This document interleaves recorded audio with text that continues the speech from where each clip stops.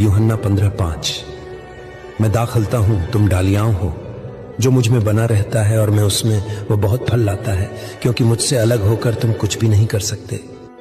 तू सुबह उठता है और व्यापार की चिंता करता है। तू ग्राहक की तलाश करता है, नया आइडिया सोचता है, प्रॉफिट और लॉस का हिसाब करता है। पर एक बात तू भूल जाता है। क्या तूने आज दिन की शुरुआत मेरे साथ की? नीति वचन 16:3। अपने कामों को यहोवा पर सौंप दे तो तेरी योजनाएं सिद्ध होंगी। एक व्यापारी हर महीने अपनी आमदनी का पहला भाग मुझे समर्पित करता था। वह मुझसे प्रार्थना करता, प्रभु तू मेरे काम का राजा है, तू मेरा साझेदार है।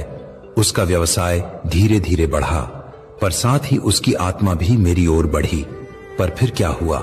उसने कहा, अब सब ठीक चल रहा है, अब मुझे समय नहीं मिलता प्रभु के लिए। और जैसे ही उसने मुझे भुलाया, उसके फैसले बिगड़ने लगे, ग्राहक घटने लगे, और एक दिन उसने कहा, प्रभु सब फिर से खो गया।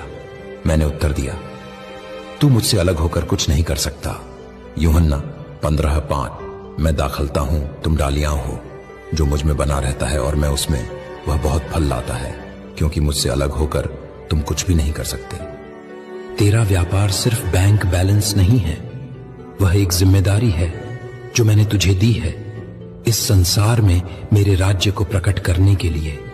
तेरे ग्राहक, तेरे कर्मचारी, तेरे साझेदार, वो सब मेरी निगरानी में हैं। पर जब तू मुझे दरवाजे से बाहर रखता है तो तू मेरी आशीष भी बाहर कर देता है। व्यवस्था विवरण 8:18।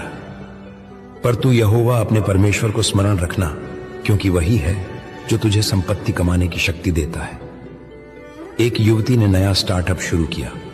उसने कहा, यीशु ये काम तुझसे शुरू किया है, हर फैसला तुझसे पूछूंगी। पहले महीने में ही उसे ऐसी सफलता मिली जिसकी उसने कल्पना भी नहीं की थी। पर सबसे बड़ी बात यह थी कि उसके साथ शांति और सच्ची तृप्ति भी थी।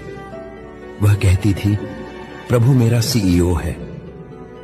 क्या तू अपने व्यापार में मुझे मालिक बना सकता है, या बस एक दर्शक समझता है? तू मुझसे कहता है, प्रभु ग्राहक नहीं आ रहे, और मैं तुझसे पूछता हूं, क्या मैं तेरे व्यावसायिक निर्णयों में शामिल हूं?